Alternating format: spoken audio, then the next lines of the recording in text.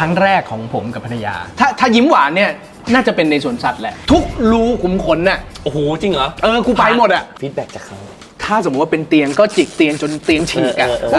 เนี่ยผู้ชายมีหน้าที่เป็นผู้ให้หนูพร้อมรับเลยค่ะแต่ล็อกเขาให้ได้แล้วจับยัดให้อยู่บอกได้เลยว่าไม่ถึง30วินาทีเหรอคะถ้าพี่จะเสร็จเร็วพี่เสร็จเลยแต่พี่ทำต่อ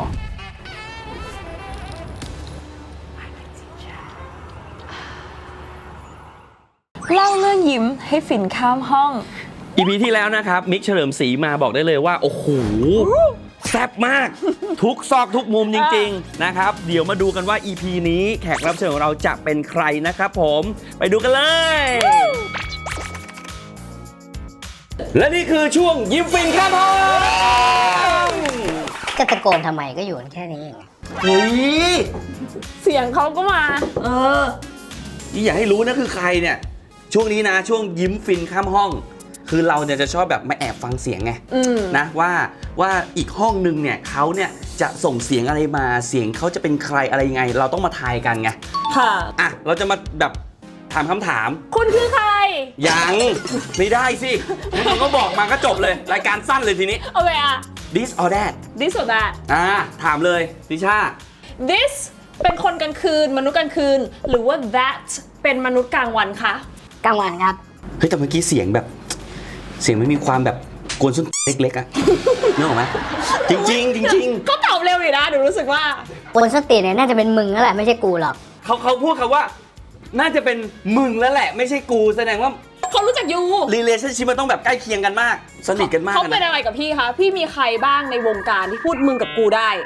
พี่เป็นพ่อเขาเองพี่เป็นพ่อเขาเอง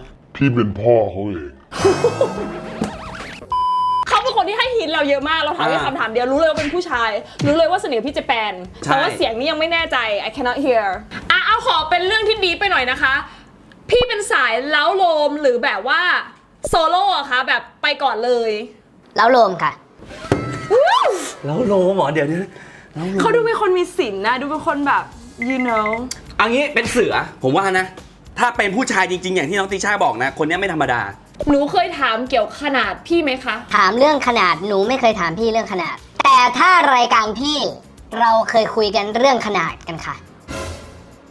ผู้ชายเข้ามาบอกว่าเนี่ยมีความกลัวในเรื่องของขนาด first impression ของเขาแบบไม่มีอย่างเงี้ยเราต้องทำยังไงอะ size doesn't matter รู้จักแน่ๆ I know ทีนี้ขึ้นอยู่ว่า you know หรือเปล่าฉันรู้แล้วแต่เพื่อความชัวร์กว่านี้เราจะมีการให้ร้องเพลงยิ้มเพราะรายการเกี่ยวกับเรื่องของการยิ้มอยากฟังเสียงเขานิดหน่อยแต่ต้องเป็นการร้องเพลงนะจะไม่ธรรมดาไม่ได้คุณพร้อมหรือยังครับผมมาพร้อมคุณพร้อมหรือเปล่าพร้อมครับถ้าพร้อมแล้วเริ่มครับอยากชวนเธอมายิ้มกันทั้งคืนชวนเธอมายิ้มทั้งวันทั้งคืน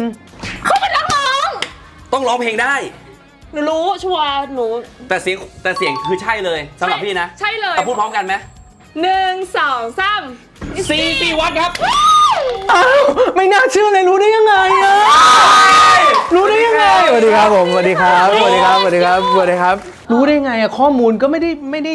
ที่จะรู้ว่าเป็นพี่เลยอะคือผมสังเกตว่าคุณใช้อะไรทำไมถึงรู้ว่าเป็นพี่คุณมีความสนิทกับผมไงวิธีการพูดแบบว่าเฮ้ย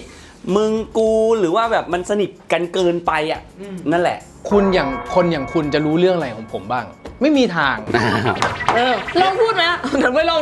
ตอนยิ้มไหมล่ะเดี๋ยวเราไปตรงยิ้มดีกว่าได้เลยอันนี้คือห้องล้วงเรื่องยิ้มเลยค่ะไอเรื่องยิ้มเนี่ยทุกอย่างมันจะเกิดขึ้นในห้องนี้พี่เซ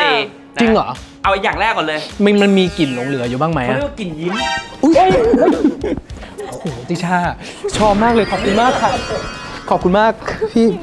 พี่ไหว้ติช่าและขอบคุณมันต้องอย่างนี้พิธีกรที่ดีควรจะเป็นแบบนี้ใช่หนูรู้ว่าเขาชอบแม่สร้างบุญกุศลให้กับแบบว่าแขกรับเชิญอย่างเงี้ยงั้นหนูบ้างดิไม่เอางั้นหนูบ้างสิเอายิ้มแรกก่อนเลยยิ้มแรกของพี่เป็นยังไงมันก็ไม่ได้เวิร์กอะเกิดขึ้นในตอนที่ผมอายุ13 ปีแต่มันเป็นเหตุการณ์ประสบการณ์ที่มันไม่คิดว่าจะเกิดขึ้นเพราะว่าคนแรกของพี่อ่ะเป็นคนแถวบ้าน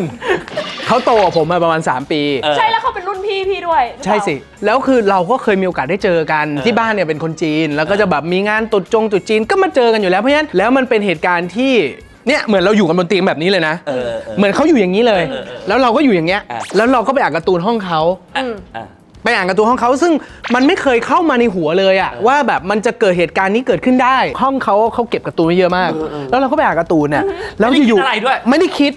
จริง 13ไงเพราะเขา13เอง ๆแล้วเขาอะก็มามองหน้าพี่แบบนานมากแบบในอะไรเนี่ยแบบนี้แหละแล้วพี่ก็นั่งแล้วพี่ก็ นี่เหมือนผมดูหนังสดเลยว่าเราก็ได้กลิ่นน้ำหอมแล้วเรารู้สึกว่าเราไม่ได้มีโอกาสได้อยู่ใกล้ชิดผู้หญิงแบบขนาดนี้มาก่อน2 คนแล้วอยู่ๆมันก็เกิดขึ้นโดยที่เขาอะก็มาจูบเลยแต่ผมอะยังจูบไม่เป็นเลยยิ้มแรกมันเป็นยิ้มที่ไม่ได้มีความสุขมากทั้งเขาและเราเพราะว่าทุกอย่างเนี่ยเอาจริงผมขออนุญาตนะอายุ13 ปีอะครับ1คือมันเป็นคนที่รู้จักกันแล้วมันเกิดขึ้นทันทีที่มันไม่ได้อายุเท่ากันแล้วเราเกิดการจีบกันก่อนชอบกันก่อนแล้วเกิดขึ้นมันไม่ใช่แบบนั้นเพราะฉะนั้นความรู้สึกที่มันเกิดขึ้นนะตรงนั้นมันเป็นอะไรที่ตกใจมากเพราะมันเกิดขึ้นเฉียบพลันเลยอะรู้สึกว่ากูทำผิดอยู่ตลอดเวลามันเป็นความตั้งใจเอาจริงเด็กอายุ13ถามจริงมันไม่ได้ง่ายนะครับตรงนั้นจุดซ่อนเล่นของผู้หญิงเนี่ยคือเราต้องใส่ยังไงเพราะภาพที่เห็นเนี่ยมันไม่ใช่เป็นรูแบบนี้ไงเพราะฉะนั้นมันเป็นการที่ทุลักทุเลไหมโอเคเฮ้ยปุ๊บใส่เลยถ่ายไม่เข้าแล้วยังไงทุลักทุเลจนเขารำคาญมั้งเขาบอกไม่เป็นไรเดี๋ยวทำให้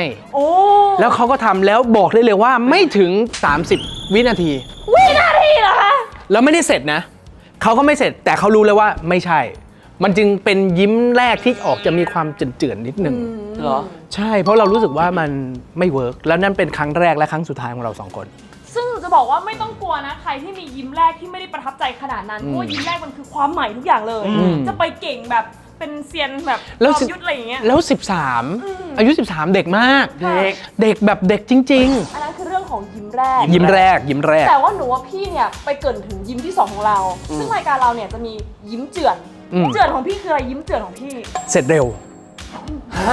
เสร็จเร็วหลังจากที่ประตูบานนั้นมันเปิดปุ๊บเสร็จปุ๊บเนี่ย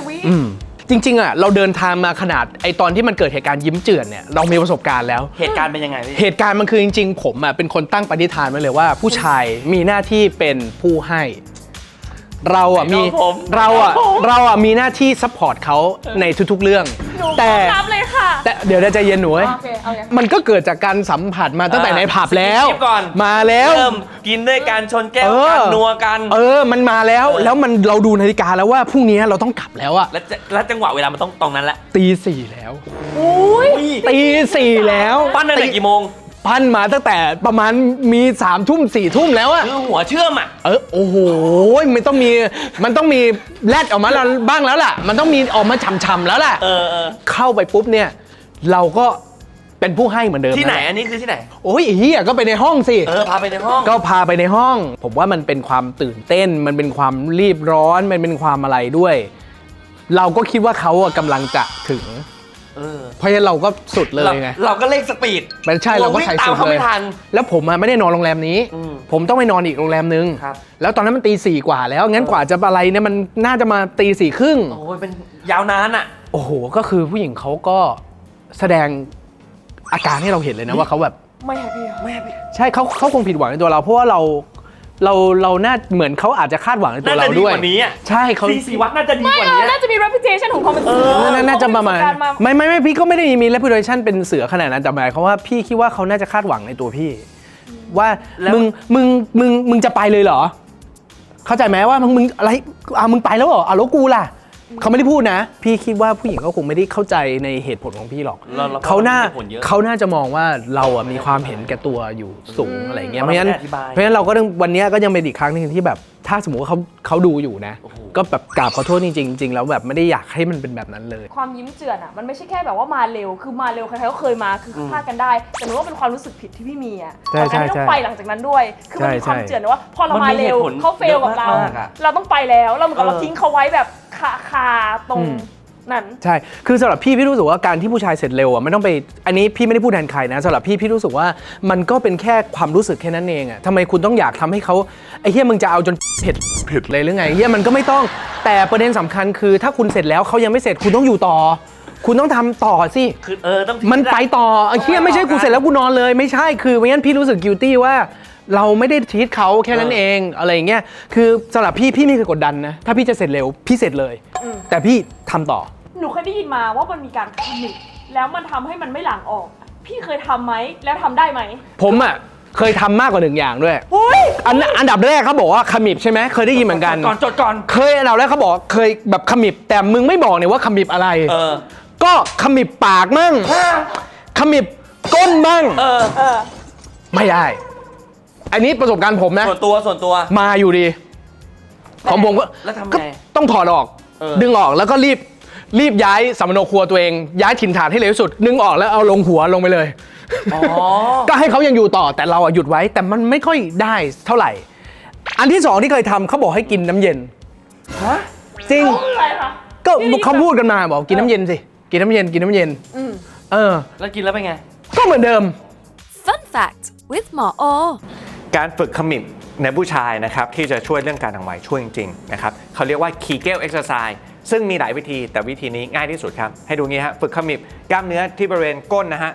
1 2 3 4 5 6 7 8 9 10อันนี้1ยกทำทั้งหมด10ยกครับเช้ากลางวันเย็นแปลว่าวันหนึ่ง30ยกจะช่วยเรื่องของการหลังเร็วได้ครับนอกเหนือจากการฝึกขมิบแล้วนะครับเรายังมีตัวช่วยอีกหลายอย่างครับเช่นถุงยางอนามัยแบบที่มียาชาจะช่วยชะลอการหลังได้หรือบางคนครับไม่ไหวจริงๆเรามียารับประทานอย่างไรก็ดีนะครับการทานยาเนี่ยต้องมาพบแพทย์เพื่อรับยาครับแต่พี่ซีถามหน่อยเรื่องที่มันเกิดการยิ้มเจือนหรือยิ้มต่างๆเนี่ยที่มีประสบการณ์มาแล้วอะปกติพี่ใส่ถุงยางไหมใส่ยิ้มแรกก็ไม่ได้ใส่เพราะว่ามันเด็กแต่มันใช่มันเด็กมันใครจะไปหามึงจะไปมาจากไหนแต่ว่าไอ้ยิ้มเจือนเนี่ยมันพอเราโตแล้วเราเตรียมพร้อมตลอดเพราะว่าเราเอาจริงมันเป็นความรับผิดชอบต่อตัวเองและเขาแล้วก็สังคมด้วยเพราะเราไม่รู้หรอกจริงผมว่ามันก็แฟร์นะคนบางคนบอกว่าเอ้ยเนี่ยใส่ถุงยางแล้วมันไม่ฟินไม่อะไรไอ้นี่ไม่จริงเลยนะสำหรับผมอ่ะผมว่ามันก็ฟินนะแล้วก็เรารู้สึกสบายใจด้วยเดี๋ยวนี้นวัตกรรมดีไม่คือมันสบายใจเอางี้ดีกว่าใช่หนูว่าอันนี้คือถ้าเกิดลองเรื่องแบบว่าเรื่องโลกทุกคนรู้อยู่แล้วแต่ว่าเรื่องความสบายใจอะเราตัดปัญหาตรงนั้นเลยถ้าคุณรักสนุกจริงเอาให้มันเซฟที่สุดผมบอกเลยว่าความรู้สึกอะก็ยังมีความรู้สึกไม่ต่างกันมันเป็นแค่ทัศนคติของคุณเลยใช่คือมันคือถุงยางDurex Pleasure ของ Durex เลยคือมันเป็นถุงยางเนี่ยที่มันเป็นปุ่มด้วยพี่สารอันนึงคือช่วยให้ผู้ชายเนี่ยหลังช้าหน่อยมันจะอยู่ในถุงยางนะมันเป็นการ slow down นิดนึงคือมันไม่ใช่แบบอุ้ยไม่รู้สึกอะไรนะให้เราลด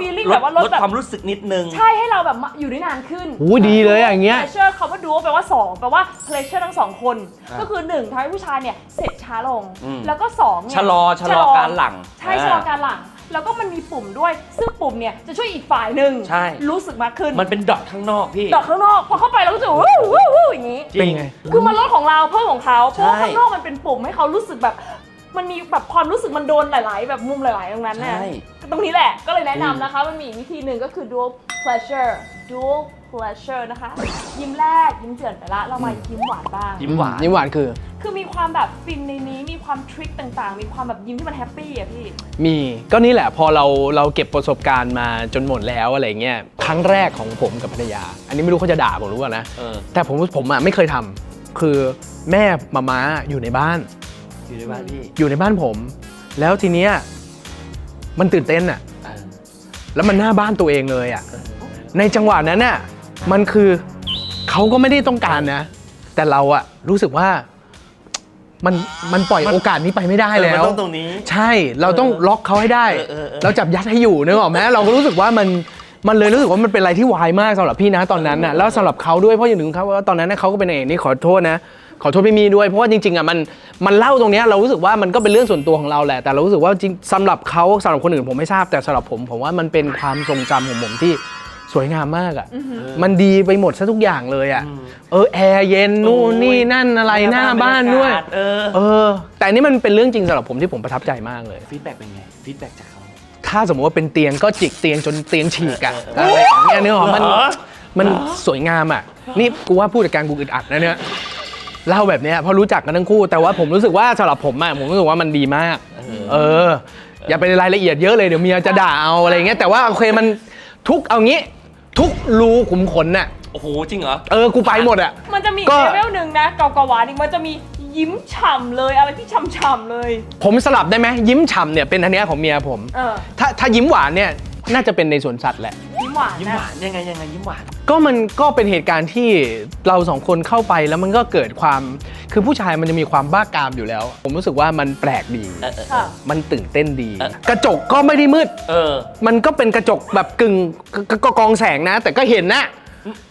นกเป็นไงนกทำท่าไงนะเฮ้ยแล้วเราก็เป็นอย่างนั้นเลยใช่ก็มอง แต่หนูก็อยากรู้ว่า ข้างล่างนี่ก็ปุ๊บปั๊บไปแต่เราก็มอง จนกูเห็นในรถนิสสันสีขาวเนี่ยมาจอดข้างนี่แหละกูก็เลยแบบ เราก็เลยทำเป็นเหมือนขับคนเดียวแล้วก็มองสัตว์คือเวลาเราคนมันเข้าหมายปลามันจีบมันก็จับไม้จับมือกันไปแค่สะกิดก็แล้วเราเป็นคนทำตลกเราเป็นคนทะเลนต์อยู่แล้ว เราก็ทำเป็นมองปุ๊บแล้วก็จับมาอย่างเงี้ยเขาก็ทำเป็นบ้าน่าเกลียดทำไมล่ะอะไรเงี้ยแหมทำไมมันโดนไม่ได้หรอลองดูเซเราก็ทำเงี้ยลองดูเซอย่างเงี้ยลองดูจับดูเซแล้วมันก็มาไงคือเป็นยิ้มหวาน เป็นยิ้มหวานที่รู้สึกว่ามันก็น่ารักมันก็แบบก็ตลกดีมันก็มีเรื่องเล่าที่ผมเล่าให้คุณฟังนั่นแหละขอบคุณค่ะในความยิ้มหวานของคุณนะคะที่มีความแปลกใหม่ใช่ Fun fact with หมอโอการมีเซ็กเอาท์ดอร์ไม่ใช่เรื่องแปลกนะครับเป็นเรื่องของความชอบอย่างไรก็ดีนะครับสิ่งที่หมออยากแนะนำนะอันที่หนึ่งครับเรื่องของความปลอดภัยด้านสุขภาพครับบางทีบริเวณนั้นอาจจะมีเชื้อโรคเนาะอันที่2ครับความปลอดภัยเรื่องของ privacy ของตัวเองเผื่อถูกแอบถ่ายขึ้นมาใช่ไหมตัวเองก็จะมีปัญหาและอันที่3ครับเรื่องของที่เราจะไม่ไปละเมิดสิทธิของผู้อื่นนะครับเพราะว่า outdoor ก็จะมีคนอื่นอยู่ด้วยเนาะนี่คือสิ่งที่เราจะต้องระมัดระวังไว้ครับทั้งหมดทั้งมวลมันมีทั้งแบบว่ายิ้มแรกเนาะยิ้มแรกยิ้มเจือนยิ้มหวานแล้วก็ยิ้มฉ่ำเคยมีแอบยิ้มไหมเขาไม่ได้ถามอะไรพวกนี้เลยนะหรอไม่มันนอกรอบไงมันแบบมีแอบยิ้มอะไรเงี้ยแบบอยู่บ้านแล้วแอบยิ้มแบบอะไรมีไหมมีแอบยิ้มอะไรอย่างงี้ไหมอันนี้ไม่รู้นะอันนี้ผมไม่รู้ผมถามพี่เฉยไม่ตอบได้นะแต่มันขึ้นอยู่กับคนถามว่าถามเป็นคนส้นตีนหรือเปล่าไม่มีก็บอกที่ไม่มีแล้วเรามีไหมแอบยิ้มมีไหมก็มีคือเราก็ต้องแบบสลับยิ้มแต่ก็ทำได้คุณทำได้สลับยิ้มของพี่เจแปนพี่อยู่เลยว่าอะไรหรอต้องสลับยิ้มสนุกว่ะพี่อะไรนะสนุกว่ะพี่ก็สนุกมากจริงๆพี่รู้สึกว่ามันโอเคมากเลยนะอยากให้มีรายการอย่างเงี้ยในการที่แบบพี่ว่าให้ทุกคนเขารู้สึกแบบสบายใจกับการที่เราจะคุยเกี่ยวกับเรื่องเซ็กส์บอกเลยนะวันนี้เรายอมรับความเป็นจริงดีกว่าว่าทั้งผู้หญิงทั้งผู้ชายไม่มีใครไม่ชอบเซ็กส์หรอกมันจะดีหรือไม่ดีมันก็คือสิ่งที่เราได้ความรู้กันแล้วก็แชร์ประสบการณ์กันมันไม่ได้คุยกันแบบหื่นกามเราไม่ได้คุยกันในวัดไม่ได้คุยในโรงเรียนมันเป็นพื้นที่ที่ให้คุณได้มีความรู้แล้วก็แชร์ประสบการณ์กันว่าบางคนอาจจะรู้สึกว่าฉันมีปัญหาแบบนี้แล้วฉันจะแก้ยังไงผมรู้สึกว่าถ้าผมกล้าแชร์ได้แบบนี้ผมว่าทุกคนก็ถ้ามีปัญหาอะไรก็คอมเมนต์กันมาแล้วก็ช่วยแชร์กันเงี้ยเพื่อเป็นประโยชน์ให้กับทุกๆคนผมว่าก็เป็นเรื่องที่ดีค่ะแล้วเรื่องที่สำคัญที่พี่ซีพูดถึงหมายถึงว่าถ้าเกิดเราใช้แล้วป้องกันตัวเองมันก็เป็นความสบายใจอย่างหนึ่งด้วยที่อยากแนะนำให้ใครๆหลายคนนะคะที่อยากจะมีการยิ้มกันก็ป้องกันกันด้วยแล้วก็สนุกได้เหมือนกันครับวันนี้ขอบคุณนะครับพี่ซีซีวัฒน์ขอบคุณครับขอบคุณครับ thank you ค่ะก่อนจบรายการนะคะเราจะชอบให้หน้าที่แขกรับเชิญต้องทำหน้าที่หน่อยเป็นการคิด this or that ให้คนเลือกในคอมเมนต์แล้วคอมเมนต์ว่าทำไมเลือกคอมเมนต์นี้เป็น this or that อะไรดีคะพี่ซีก็เมื่อกี้เราพูดคุยเกี่ยวกับเรื่อง sex life ของคู่พาร์ทเนอร์ของเราเพราะฉะนั้นผมก็อยากจะทิ้งไว้ว่าถ้าเป็นคุณจะทำอย่างไร this คือพูดคุยกับคู่นอนของเราถึงความต้องการของเขาและเรากับแดดเลือกที่จะไม่พูดคุยและคิดเอาเองมโนเองเรียนรู้เอาเองและทึกทักเอาเองว่าน่าจะเป็นประมาณนี้นะเขาน่าจะชอบแบบนี้นะอยากให้คอมเมนต์มาว่าคุณคิดว่าแบบไหนมันจะดีกว่ากันครับ this or that ครับผม this or that ค่ะใครที่ชอบเอพิโซดนี้นะคะก็ฝากไลค์ subscribe นะคะฝากตามพี่เจแปนตามพี่ซีด้วยนะคะแล้วก็ช่องนี้ด้วยนะคะ See you next time บ๊ายบาย